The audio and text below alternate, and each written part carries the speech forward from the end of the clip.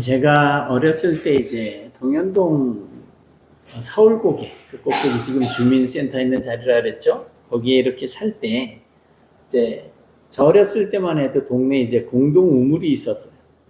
조금 내려가면 한 20, 30m 내려가서 골목 안에 한 2, 30m 들어가면 우물이 이제 크게 있었는데, 거기 가보면 이제 동네 아줌마들 모여서 빨래도 하고 물기러 가고, 저희들은 그 주변에서 이제 뭐 이래 놀고 그러는데, 가끔 그 우물 뚜껑을 이래 덮어놓은 거를 그 무거운데도 이렇게 밀고 내려다 보면 까만데 막 반짝반짝반짝 하는 거예요. 이제 물이 뭐 빛이 이제 들어가면서 비치면서 그렇게 보이는 거죠.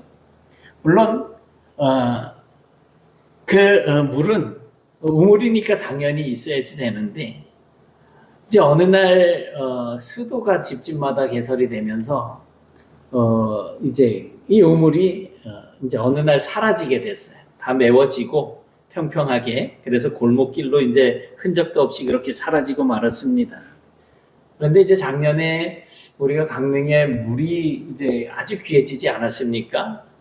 그래서 얼마나 뭐 전국적으로 애를 태웠는데, 무엇보다 뭐 강릉 지역에 살던 사람들은 이제 뭐 마실 물도 없을 정도니까 씻는 것도 그냥 뭐 정말 힘들 정도였었죠. 만약에 작년 시간에 강릉 지역에 우물을 쓰는 그러한 지역이었다고 한다면, 우물 안에 그냥 물이 싹 말라버리고 사람들은 참 하늘을 쳐다보면서 한탄을 하는 그러한 모습들이 있었을지도 모르겠습니다. 그런데 정말 이 우물 안에 물이 없다라고 하는 것은 생명이 없다는 것과 마찬가지죠. 오늘날 우리의 신앙도 그럴 수 있습니다. 우리가 교회에 다니고 또 기도를 하고 예배를 드리고 하는데, 정작 우리의 삶 속에는 하나님께서 공급해 주시는 생명의 능력이 잘 나타나지 않을 때가 있습니다. 겉으로는 정말 경건해 보입니다. 기도도 열심히 하는 것 같고 성경도 열심히 읽는 것 같습니다.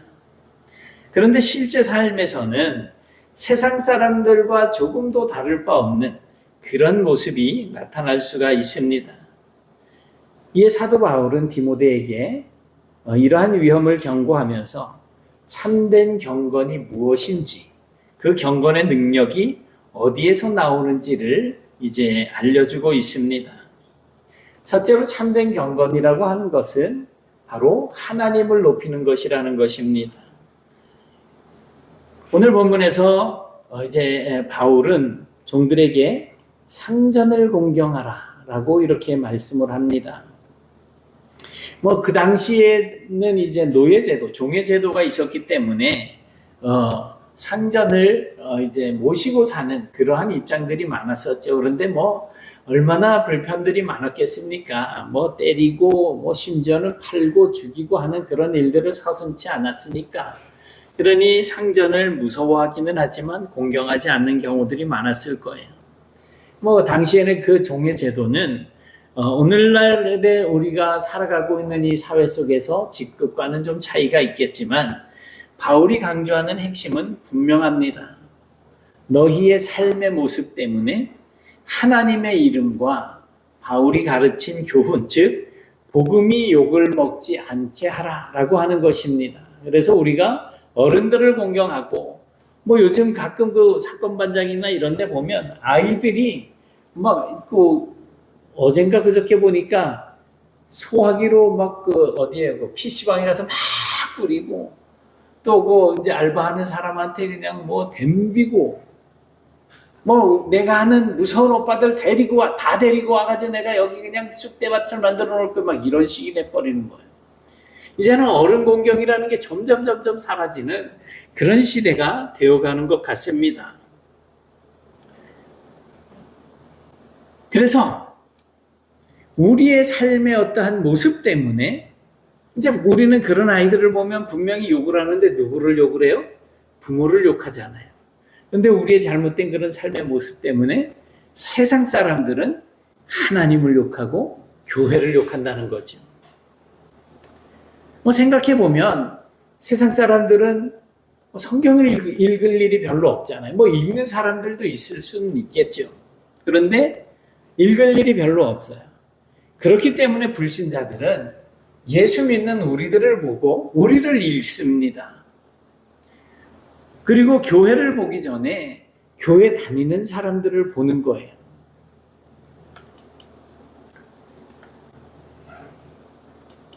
이 사람 혹시 보신 적 있으신가요? 어이가 얼척없다 그러잖아요. 정말 어이없는 여자였었어요. 얼마나 웃음이 가득하고 막 온화해 보이고, 그런데 정말 이 여자는 일주일에 한 4, 5일은 교회 가서 산다는 거예요. 교회 입장에서 볼 때는 정말 신앙 좋은 사람이죠. 그런데 집에서는 청소를 안 하는 거예요. 엉망이잖아요. 아이가 저런 집에서 지금 같이 양육을 받고 있는 거죠. 그리고 아이들 밥을 줘야, 좀 잘 지어서 해줘야 되는데 자기가 직접 밥을 지어서 주는 것이 아니라 배달시키거나, 요새 밀키트라 그러잖아요. 이렇게 막 탁 싸져가지고 집에 와서 끓이기만 하면 되는 그런 음식을 이제 해주는 거예요. 이에 대해서 남편이 이런 말을 합니다. 이 아내가 교회를 일주일에 4, 5일이나 나가 있어요. 무슨 얘기를 하는 걸까요? 가정을 안 돌보는데 교회 신앙생활만 열심히 한다라는 거예요. 뭐 이 남편이 교회를 다니는지는 저는 잘 모르겠어요. 뭐 처음부터 끝까지 본 거는 아니라서. 그런데 이 여자는 뭔 이야기를 하느냐 하면, 가정에서는 못 느끼는 기쁨을 교회 가면 느낀다는 거예요. 그러니까 남편이고 애들이고 다 뒷전이고 교회 가서 자기만 기쁨. 근데 교회 가면 청소도 잘하고 봉사도 잘하고 다 잘하는 거니까 나는 집사님이 집에서 그렇게 청소 안 하는 사람인 줄 몰랐다는 식으로 얘기를 들을 정도로 완전히 교회와 집과 그 삶의 모습이 다른 거죠. 그래서 이 부부가 무려 13년 동안이나 청소 때문에 전쟁을 치르고 있다는 거예요. 전쟁을. 근데 더 웃기는 건 뭐냐면, 이 남편이요, 한 달에 수입이 얼마 정도를 그 아내한테 갖다 주느냐면 1,000만 원씩이나 갖다 준대. 어휴, 1,000만 원 같으면 우리 뭐 좋은 승용차에 그냥 막 가정부 뭐 데려다 놓고 그냥 얼마든지. 근데 이 남편이 말하는 거는 그런 게 아니잖아요. 그냥 아이들을 하고 우리 따뜻한 밥 한 상에 같이 그냥 지어서 먹고, 당신 그 외 시간에 가서 얼마든지 교회 봉사하라는 거예요. 근데 그런 걸 안 하는 거죠. 아마 이 방송을 본 많은 사람들이 일주일에 4, 5일은 교회가 있어요라고 하는 이 남편의 말 때문에 교회 다니는 사람들 참 다 저런가? 이런 생각을 할 수도 있었을 거예요. 왜냐하면 그런 막 좀 독특한 사람들이 이상하게 신앙생활 잘하는 사람들이 있거든요. 그런데 그 말은 단순히 한 사람을 향한 평가가 아니고 하나님과 교회를 향한 평가가 된다는 것입니다. 반대로 우리 이제 사모님이 복지사로 이렇게 이제 일을 하고 있잖아요. 거기에 요양보호사 팀장님이 이제 거기는 이제 직장이다 보니까, 김 선생님, 나는 교회를 나가면 선생님 다니는 교회 나갈 거다. 이런 식으로 얘기를 한다는 거예요. 어제도 이제 그 같이 근무하는 그 간호사 남편이 이제 소천을 하셨어요. 근데 오랫동안 이제 신앙생활을 그 부인이 좀 쉬고 있는 것 같은데, 그래서 이제 장례 예식, 그리고 오늘 아침에 일찍 가가지고 이제 입관식도 이렇게 주도하고 왔습니다. 근데 어떤 우리가 뭐 예를 들어서 그 사람이 예수 믿었느냐, 뭐 이런 거 따져가면서 주일이니까 장례식 못 해줍니다, 뭐 이래 버리면 그분은 그러한 우리의 모습을 보고 우리와 자신이 잠시 떠나 있는 하나님을 평가하게 될 거라는 거죠.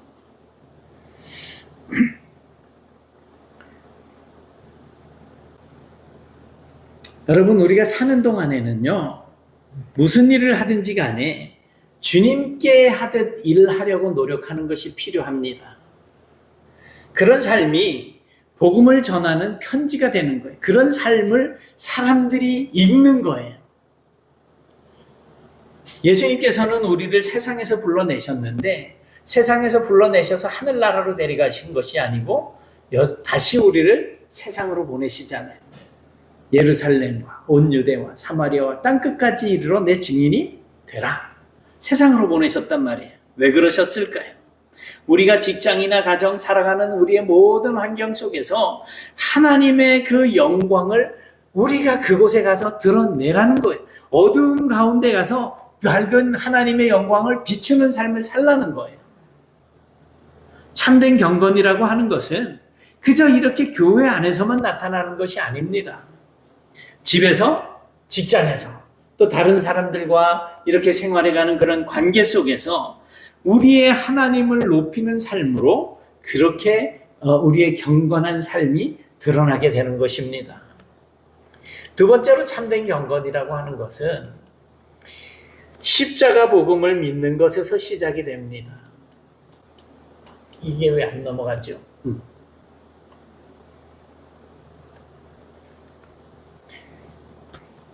바울은 다른 교훈을 따르지 말라고 경고를 합니다. 왜냐하면 잘못된 가르침은 사람을 교만하게 만들기 때문입니다. 이 교만이라고 하는 것은 언제나 분쟁을 만들어냅니다. 변론과 언쟁을 좋아하는 자가 교만해진다라는 거예요. 자신을 항상 옳다고 생각하는 것이 교만 아닙니까? 그렇게 자기만 옳다고 생각할수록 다른 사람들을 판단하게 되고 결국 그러한 환경에 놓여진 공동체는 분열을 일으킬 수밖에 없게 되는 거죠. 반대로 십자가는 우리를 아주 겸손하게 만듭니다. 주보에 올린 글 읽어보셨는지 모르겠는데 어떤 여자 의사가 이제 의대를 다닐 때에 방학 때 이제 어느 목사님께서 가르쳐 주신 성경 때문에 자기의 인생이 완전히 뒤바뀐 것에 대해서 신앙의 삶이 바뀌게 된 것에 대해서 고백을 합니다. 그런데 이 여자는 착하게만 살면 된다라는 생각을 가지고 있었는데 목사님이 이제 전하는 그 말씀을 통해서 로마서의 말씀을 통해서 또 사도행전의 이런 말씀들을 통해서 자기가 이제 하나님 앞에 모든 사람이 죄인이라고 하는 사실을 깨닫게 된 거예요. 그리고 예수님께서 자기의 죄 때문에 십자가에 대신 달려 죽어주셨다라고 하는 그 사실을 깨닫는 순간 이제 그 복음을 믿음으로 받아들이게 됐다는 그런 글이었습니다. 그리고는 내가 잘나서 구원을 받은 것이 아니구나. 내가 의로워서 하나님께 나아갈 수 있는 것이 아니구나라고 하는 사실을 깨닫게 된 거죠. 이처럼 십자가는 언제나 인간의 교만을 무너뜨립니다. 하나님께서 십자가에서 죽으신 이유는 죄의 값이 사망이기 때문입니다. 우리는 스스로 우리가 가지고 있는 죄의 문제를 해결할 능력이 없습니다. 아무리 선하게 살아도 아무리 노력을 해도 우리의 힘으로는 하나님께 나아갈 수 있는 방법이 없습니다. 그렇기 때문에 예수님께서 우리의 죄를 대신 담당하시고 그렇게 십자가에서 우리를 대신해서 죽어주신 것 아닙니까? 그리고 부활하심으로써 구원의 길을 열어주셨습니다. 경건이라고 하는 것은 바로 이러한 사실을 고백하는 데서부터 시작이 되어지는 거예요. 나는 죄인이다. 예수님이 나의 죄를 대신 속해 주셨다. 나는 죄인이지만 예수님의 그 십자가를 의지해서 하나님 앞에 담대히 나아갈 수 있게 되었다. 그러니까 나는 아무것도 아닌 거지요. 경건은 열심히 노력한다고 만들어지는 것이 아닙니다. 십자가 앞에서 내 자신의 죄를 깨닫고 하나님의 은혜를 붙드는 것에서부터 우리의 경건한 삶이 시작이 되어지는 거예요. 그렇기 때문에 우리가 십자가를 잃어버리면 신앙은 종교 생활에 불과하지만 십자가를 붙들면 신앙은 우리의 생명이 되는 것입니다. 세 번째로 참된 경건은 자족하는 삶을 통해서 유익을 얻게 됩니다. 오늘 바울은 아주 중요한 말씀을 하고 있습니다. 6절에 보니까 자족하는 마음이 있으면 큰 이익이 된다라고 하는 말씀입니다.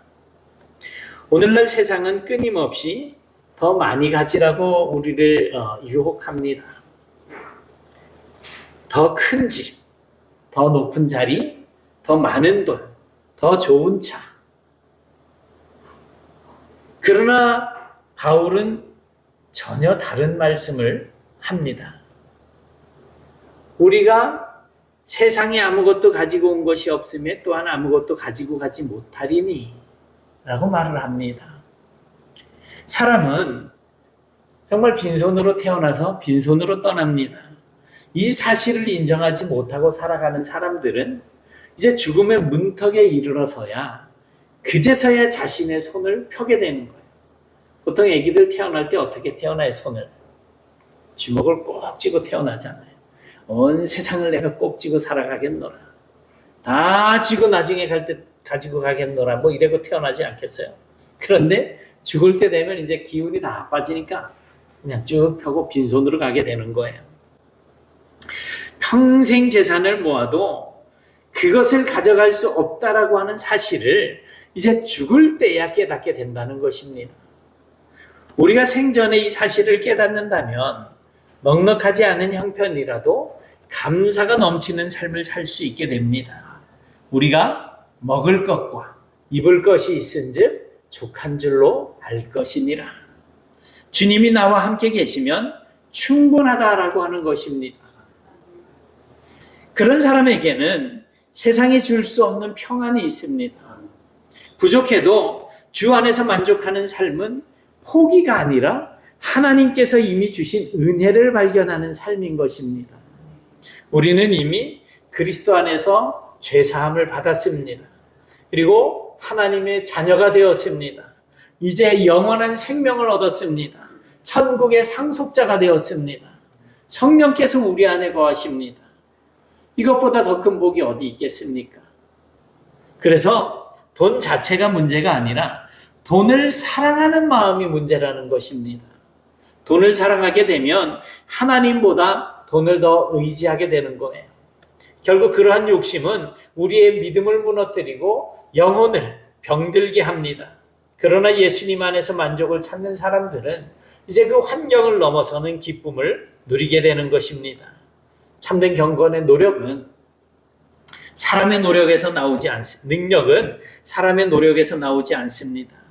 예수 그리스도의 십자가의 복음에서 시작이 됩니다. 십자가를 붙드는 사람은 하나님을 높이는 삶을 살게 되어 있습니다. 십자가를 붙든 사람은 교만 대신 겸손을 선택하게 됩니다. 십자가를 붙든 사람은 욕심 대신 자족을 배우게 됩니다. 그러므로 우리가 다시 십자가 앞으로 나아갈 때 잃어버렸던 경건의 능력이 회복되는 줄 믿습니다. 이 시간 하나님께서 우리의 교회와 우리 가정과 또 우리의 모든 삶 가운데 참된 경건의 능력을 회복시켜 주시기를 주님의 이름으로 축원합니다. 아멘. 사랑과 은혜가 풍성하신 하나님, 오늘 말씀을 통해 저희들이 참된 경건이 무엇인지 깨닫게 해주시니 감사합니다. 우리가 경건의 모양만 가지고 살아가는 사람이 아니라 삶 속에서 하나님의 영광을 나타내는 진정한 믿음을 가지고 살아갈 수 있도록 인도해 주옵소서. 예수님의 십자가를 항상 바라보게 하시고 그 십자가의 은혜를 잊지 않도록 도와주옵시며 무엇보다 우리 마음속에 싹트고 있는 모든 교만한 마음을 버리고 겸손히 주님만 의지하며 살아갈 수 있도록 인도해 주옵시고 세상의 욕심보다 하나님의 나라를 먼저 구하며 살아갈 수 있도록 인도해 주옵소서.